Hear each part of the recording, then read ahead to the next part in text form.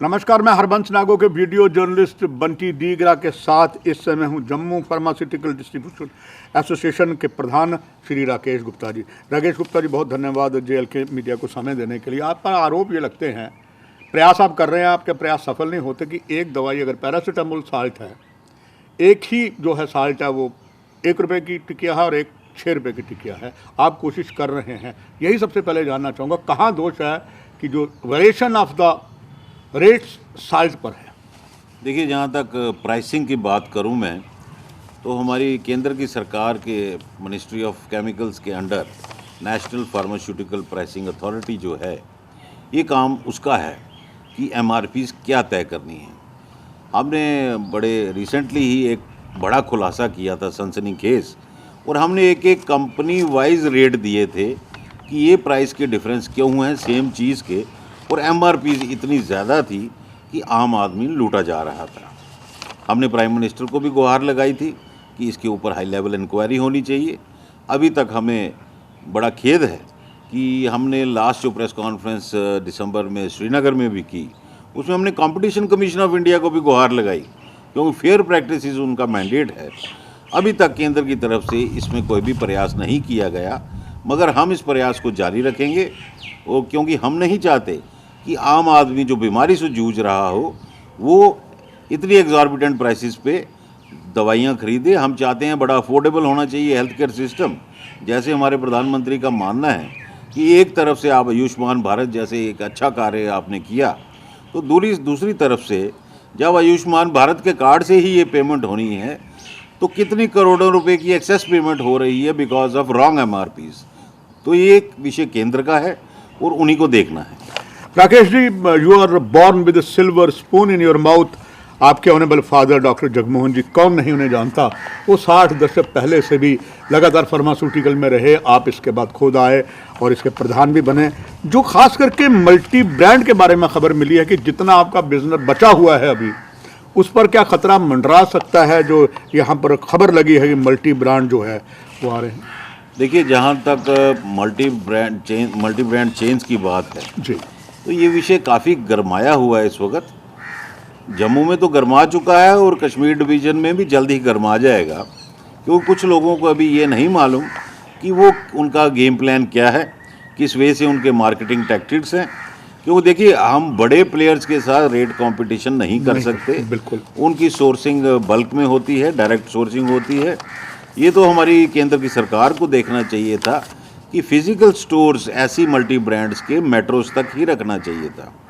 हमारा मुल्क 8 करोड़ ट्रेडर्स जिसमें हैं, और आगे सब ने कोई ना कोई मुलाजिम रखा है, उनकी एम्प्लॉयमेंट भी खतरे में पड़ रही है। हम अपनी तरफ से, जहाँ तक जम्मू फार्मास्यूटिकल डिस्ट्रीब्यूटर्स एसोसिएशन का सवाल है, हम पूरा इनको कम्पीट भी कर रहे हैं और काउंटर भी कर रहे हैं। पीछे जो एक बंद भी हुआ था, जम्मू बंद, जी बिल्कुल, तो मुझे लगता है कि चैम्बर की मंशा उसमें कुछ और थी, जिसका खुलासा मैं अगले हफ्ते एक प्रेस कॉन्फ्रेंस में करूंगा। आप तो प्रधान भी रहे हैं चैम्बर के। जी, मैं 2 बार रहा जी। तो आप देखिए कि अभी दबा के मल्टी ब्रांड चेन्स की बिलिंग हो रही है, ऑलरेडी जम्मू में हो रही है, और उसके बाद चैम्बर ने कोई टिप्पणी नहीं की। वो खुलासा मैं ज़रूर करूँगा, मगर मुझे लगता है अब हमें इंडिविजुअल ट्रेड्स को बचाना है। तो being the head of the trade, हम इस पे काफ़ी इफेक्टिव कदम ले रहे हैं, और मुझे लगता है हमें इसमें कामयाबी मिलेगी, क्योंकि हमारा प्रयास बहुत ही सिंसियर है, और हम अपनी पूरी ट्रेड के भाइयों की रोजी रोटी और उनके मुलाजमों की रोजी रोटी खतरे में नहीं डाल सकते। राकेश जी, तभी मैंने कहा था you are born with a silver spoon in your mouth because pharmaceutical से आपके ऑनरेबल फादर, तभी मैंने बात जोड़ी। राकेश जी, हमने पहले भी, मुझे याद है, बड़ा बार संघर्ष किया और आपके ऑनरेबल फादर ने किया था स्पोरियस ड्रग पर।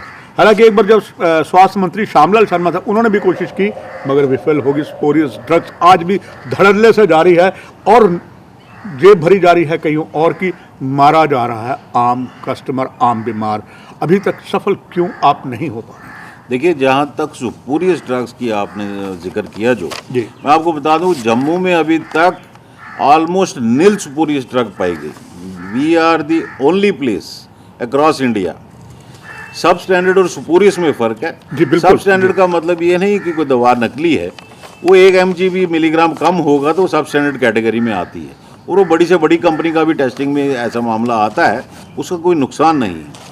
जहाँ तक सुपीरियर्स का मामला है और इंटॉक्सिकेंट्स में आपको बताऊं, जी हमारी एसोसिएशन को, हमारे मेंबर्स को कोई भी ड्रग एक्ट नहीं रोकता है कि हम 10,000 फेंसाड्रिल बेचें या 10,000 कॉम्पोज की टेबलेट बेचें। मगर मुझे फ़क्र है, आप जम्मू मार्केट में किसी दवा की दुकान से इन चीज़ों को नहीं खरीद सकते विदाउट प्रिस्क्रिप्शन। आप नेबरिंग स्टेट्स में चले जाइए, आपको होम डिलीवरी मिलेगी, आप केमिस्ट को फ़ोन कर लो। तो हम पूरी तरह से सफल हुए हैं उस पर, क्योंकि ये इंसानियत का मामला है। हम करोड़ों की सेल इसकी जो वॉलंटरली कुर्बान कर चुके हैं और आगे भी यही करेंगे। हम अपनी पीढ़ी पर ये नशाखोरी नहीं होने देंगे और हम उनको बचा के रहेंगे।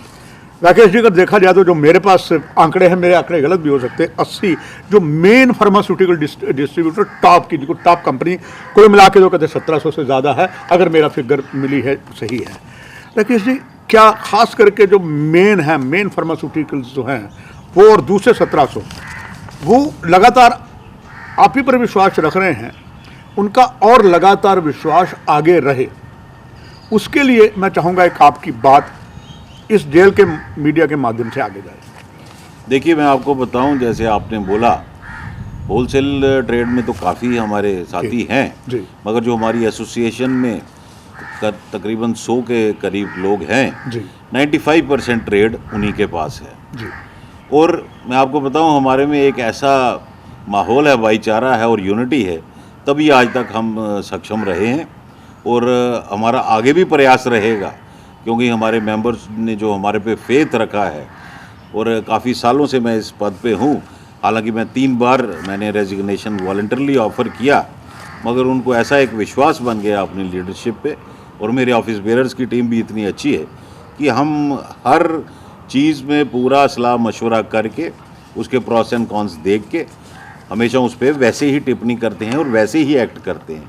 और आने वाले दिनों में मैं बताऊं आपको, ये पूरा हिंदुस्तान देखेगा जैसे इंटॉक्सिकेंट्स के खिलाफ हमारी एसोसिएशन खड़ी हुई है। We will be a role model कि हमें दूसरे भी फॉलो करें।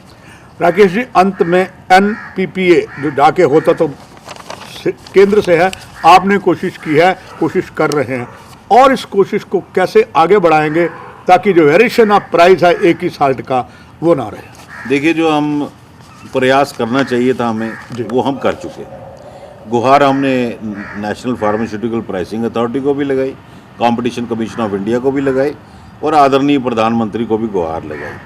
अभी तक हमें सब्सटेंशियल कुछ इसमें प्रयास नज़र नहीं आया कि कुछ इंक्वायरीज़ या कुछ कमेटीज़ बने जो MRPs को कम कर सकें, और वो भी क्रिटिकल केयर ड्रग्स की। हालांकि एक ड्रग प्राइस कंट्रोल ऑर्डर में काफ़ी मेडिसिन कंट्रोल रेट में आ गई हैं, मगर ये ज़्यादा घपला क्रिटिकल केयर ड्रग्स में है। तो मुझे लगता है फिर हमें अल्टीमेटली एक PIL सुप्रीम कोर्ट में, या जो भी हमारे एडवोकेट्स, हमारे लीगल एडवाइज़र्स हमें एडवाइज़ करेंगे, हम जनहित में ज़रूर उस पर जाएंगे। राकेश गुप्ता जी, संतोष मिलता है आप जैसी शख्सियतें बार करके इन चीज़ों को उभार के जनता तक लाना, जो प्रजातंत्र के चौथे पहरे का दायित्व है। और आपको धन्यवाद देते हुए, और साथ ही साथ उस महान आत्मा को जो आपके ऑनरेबल फादर थे, इस समय परमात्मा के चरणों में निवास ले रहे होंगे, उन्होंने जो आपने किया, उन्होंने किया, ख़ास करके फार्मासिस्ट के लिए और बहुत से जो मेडिकल प्रैक्टिशनर के लिए, वो सफल भी रहे। आगे आप ये कर रहे हैं, आशा है आप उन्हीं के पद चिन्हों पर चलते हुए किसी को निराश नहीं करेंगे। आपका धन्यवाद। दर्शकों, आपसे भी लेते हैं इजाज़त। नमस्कार। For more updates, do subscribe our YouTube channel and don't forget to hit the bell notification icon. And if you are watching this video on Facebook, do follow our Facebook page.